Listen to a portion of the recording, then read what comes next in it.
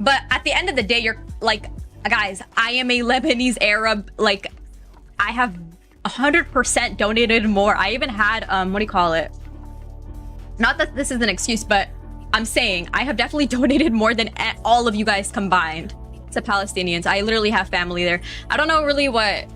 This Marvel Rivals drama is straight up spiraling. No breaks at all. Everybody's been glued to CC and Zax, treating them like the cartoon villains of some gamer reality circus. But here's the twist people keep skipping over. There's another player catching whispers that she's even more reckless than both put together. Yeah, folks keep pointing at Lucy, the one some players slickly call the budget sniper wolf of the Marvel Rivals scene. And that nickname alone lit the match.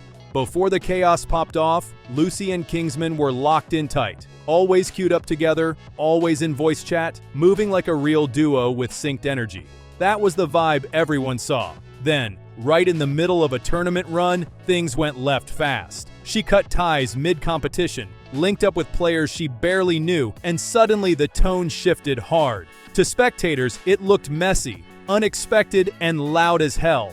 Mid-match switches like that hit different. To viewers, it didn't feel like confusion. It felt cold on stream. After Kingsman got removed, Lucy jumped on Twitch, telling her side and framing herself as the one hurt by it all. The stream popped off fast. Then, boom, she tried to erase it. But let's be real, it's 2026. Once it's online, it's forever.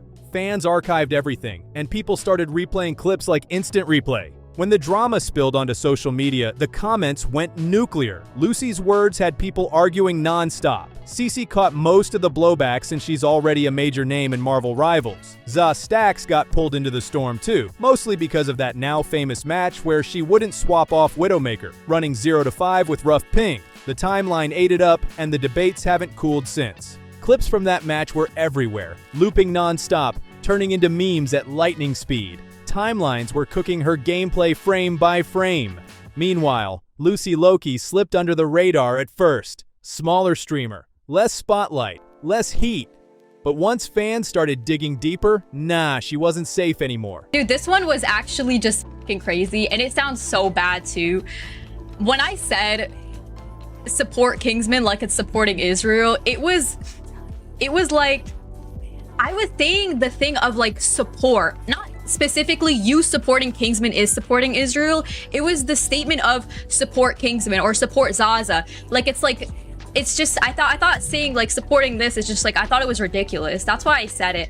I honestly do regret saying it, but it was just like, I don't know. I guess it was just like in bad taste. Not even close. The more people looked, the worse it got. Some started saying her moves were messier than CC and Azza put together, especially when you remember how this all kicked off. She turned on her own teammate and longtime friend mid-tournament, right on stream, and it felt like it was all for attention. That switch-up hit hard, and people noticed. Now that stream, pure chaos from start to finish. Lucy titled it, "I Need This. I'm Kind of Homeless," and that alone raised eyebrows everywhere. A lot of viewers felt it came off like fishing for pity subs and squeezing sympathy out of a bad situation. From the moment she went live, she was clearly steering the story her way, no hesitation. Then things got really strange. Out of nowhere, she compared her gaming beef with Kingsman to a real global conflict happening right now. Yeah, she actually went there. Chat froze instantly. The vibe flipped fast, and clips spread like wildfire across social media. People were stunned. You could almost hear the internet collectively saying, "Did she really just say that?" Comments dragged it as one of the most tone-deaf moments ever caught on stream. But instead of owning it, Lucy doubled down hard. She claimed people were twisting her words, then brought up donating to people affected by that same conflict, like that was supposed to cancel it out. It didn't land as an apology at all. To viewers, it sounded like damage control dressed up as virtue, saying, "I said something bad, but I've done good things too." Doesn't balance the scale like that, and people weren't buying it. You don't get to wave donations around like some kind of moral armor. And this is exactly how she plays every situation. Instead of owning mistakes, she flips the script into a pity storyline where she's the misunderstood hero. It comes off manipulative, draining, and honestly exhausting to watch. That's the fastest way to burn trust, and people were already fed up. But nope, the mess didn't stop there. Old friends started popping back up with screenshots in hand. And yeah, receipts were flying. Kitty Ken dropped a full thread saying she'd been warned about Lucy's behavior way before any of this blew up. The screenshots were rough. According to her, Lucy once pulled up a friend's game stats live on stream just to clown them publicly. Who even does that? That's not friendly banter. That's insecure and petty behavior on full display. Then Kitty and others kept adding more details. They said Lucy used to hang around people saying nasty, insensitive stuff and never checked them. She'd laugh it off stream like it was no big deal. Meanwhile, on camera, she played sweet and innocent like butter wouldn't melt. That's straight two-faced energy, and people finally clocked it. But what really shocked everyone was another claim that crossed a serious line. Lucy allegedly threw out a disgusting accusation toward Kingsman's chat, implying criminal behavior that should never be joked about or used as an insult. That's not edgy humor, that's reckless and wrong. After that, people started asking how Kingsman ever put up with her at all. Every time she spoke after that, it felt like she was trying to top her last bad take. Half the time it didn't even make sense, just chaos stacking on chaos. And somehow, she still tried flipping the story again, acting like she was the one betrayed. She literally said, "I'm not okay with him," like he was the problem. The lack of self-awareness was wild. She's the one who switched up mid-tournament, helped get him kicked, then turned around playing the victim card like nothing happened. Come on! When she finally dropped her so-called apology, it made everything worse. Just 2 words. Sorry, bro. No context, no accountability, no effort. It landed like a lazy throwaway and sealed how bad this whole thing looked. And through all of this mess, Lucy and Cece kept riding hard for Zaza like she was untouchable. No questions, no pushback, just full defense mode like nothing went wrong.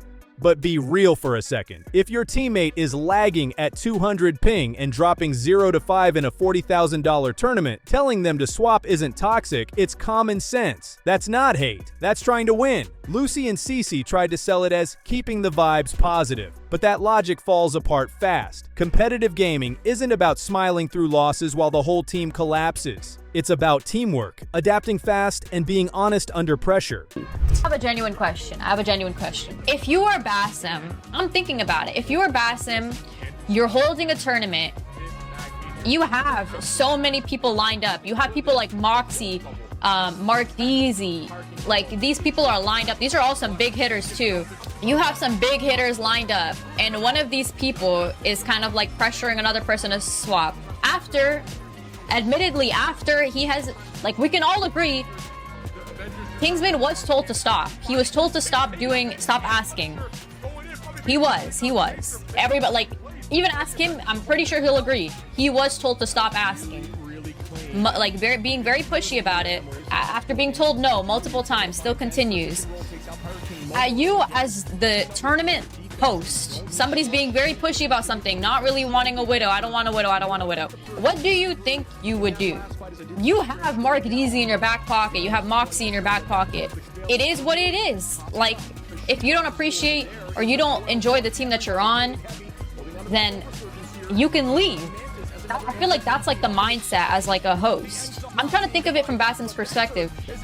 If I have some big hitters lined up and you're just complaining and nagging the whole time, bro, then just go. I got somebody lined up. I have Mark Deasy, Mox. And that's when people started realizing this wasn't just one bad tournament. It was Lucy's whole mindset showing. She can't take criticism. She spins everything. She dodges apologies. She deflects instead of reflecting and points fingers at everyone else. That's exactly why the drama exploded the way it did. Every time she spoke, it poured gasoline on the fire. Then came that half-baked, sorry bro apology, and somehow things still got worse. Lucy's private DMs with Kingsman started leaking, and wow, they painted an even uglier picture.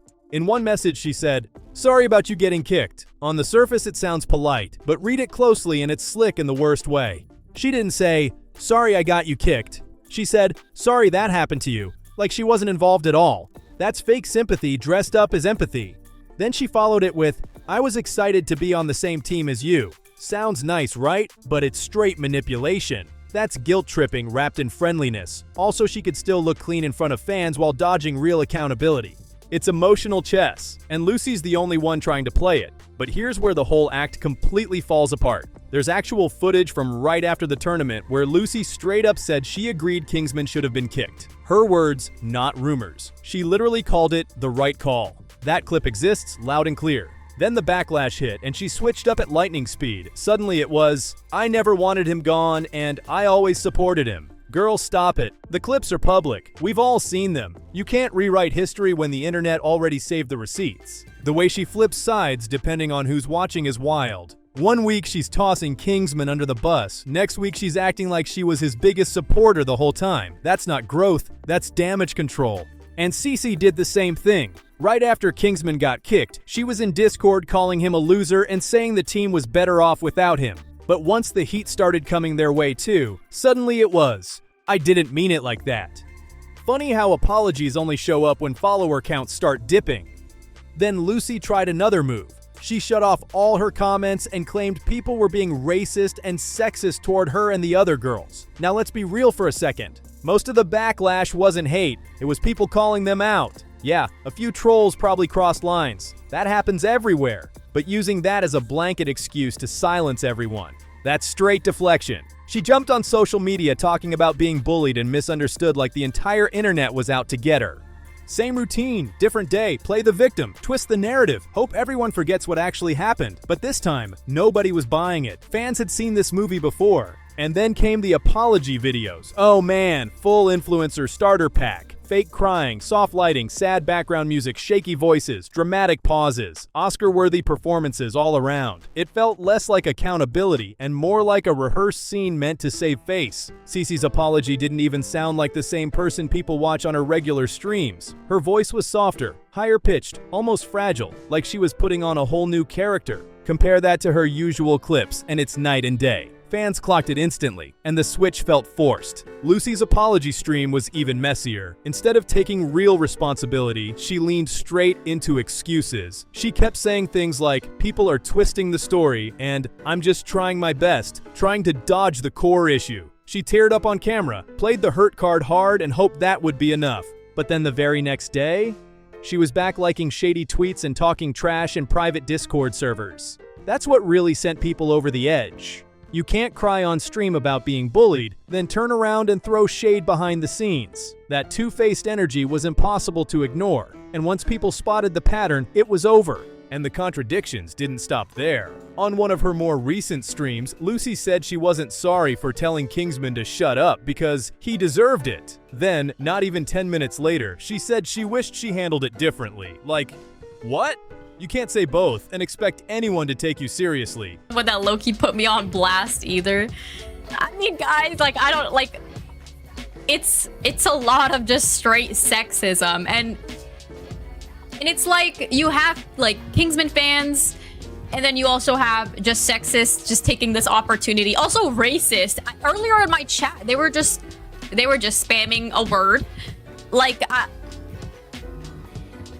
it's like, bro, I don't really know. I know Kingsman's not sexist, but it's just like, you know, I don't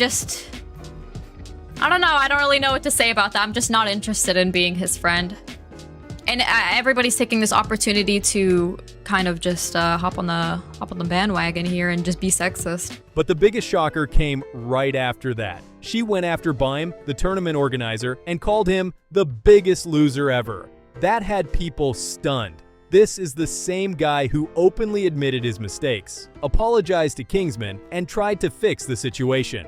Watching Lucy swing at someone who owned up and took accountability only made her look worse. Meanwhile, Lucy, the one who's never truly owned up to anything, is out here calling someone else a loser. That's next level hypocrisy. And Basem's response? Absolutely perfect. No yelling, no drama. He stayed calm and said, "If you don't want hate, just take accountability."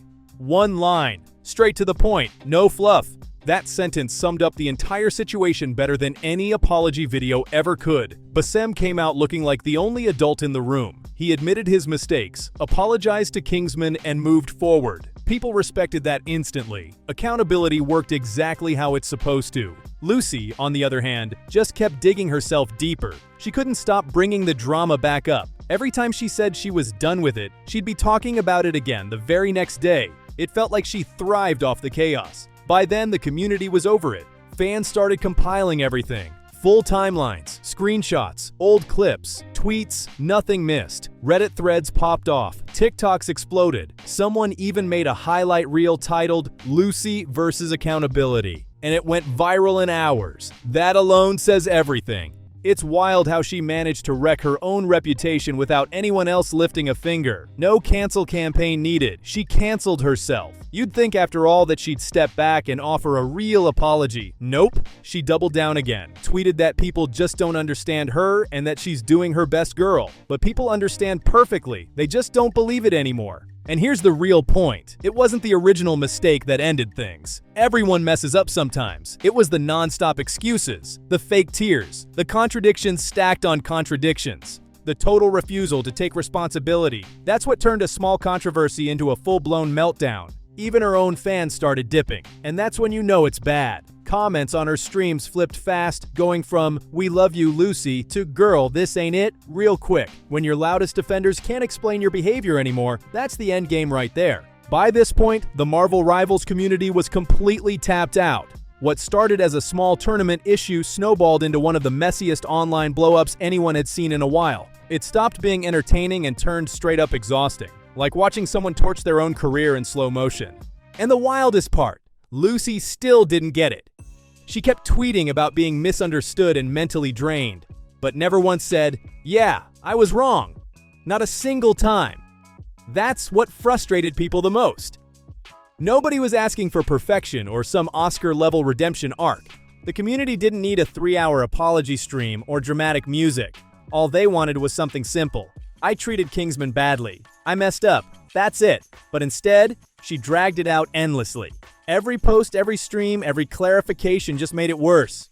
She turned what could have been a 2-minute apology into a full-blown PR disaster. And the irony, the guy she insulted walked away with more credibility than she did. Lucy kept complaining about hate, but she was the one feeding it non-stop. Every time she said she was done talking about it, she brought it right back the next day, like she couldn't help herself. A huge chunk of the backlash came straight from her own words. Now she's officially meme status. The internet crowned her the Queen of Deflection. There are edit compilations of her contradicting herself mid-sentence, crying in one clip, laughing in the next. People quote her as a joke in other streams now. Imagine your apology video turning into meme material. Even her former allies, CC and Za, tried to backpedal and create distance once things got ugly. Suddenly, they wanted nothing to do with Kingsman getting kicked. But everyone saw the screenshots. The receipts don't lie. You can't talk trash in private and then play innocent on camera. The internet never forgets. And at this point, nobody even cared about the $40,000 tournament anymore. The real story had completely taken over. It stopped being about the game a long time ago. This wasn't about skill, comps, or winning anymore. It turned into a showdown of who lied, who deflected, and who could play the biggest victim. The tournament became a full-blown circus of fake apologies, broken friendships, and non-stop excuses. Here's the real takeaway, and it's simple. It's never the original mistake that ruins someone online. It's how they handle it after. Lucy, CC, and Za had the easiest fix ever. Take accountability early. Admit it, say sorry, and move on. That's literally all it would have taken. Instead, they argued, deleted posts, blamed everyone else, and kept deflecting until the entire internet turned on them. Now their reputations are cooked. Clips are trending for all the wrong reasons. Apology videos are flooded with dislikes. Even their own fans stopped defending them. It's honestly kind of tragic, but also the clearest example of how not to handle online drama. So now it's on you. Who do you think takes the crown for the worst behavior here? Lucy, Cece, or Za? Because at this point, it feels like a race to see who can self-destruct the fastest. One thing's for sure though, this whole saga is the biggest lesson in gaming right now. Accountability matters. Zero self-awareness, peak chaos, and negative entertainment value through the roof. If you made it this far, make sure to like, subscribe, comment, and share your thoughts. Let me know your take below, hit that follow button for more breakdowns like this, and don't forget to share this with anyone who's been watching this drama unfold.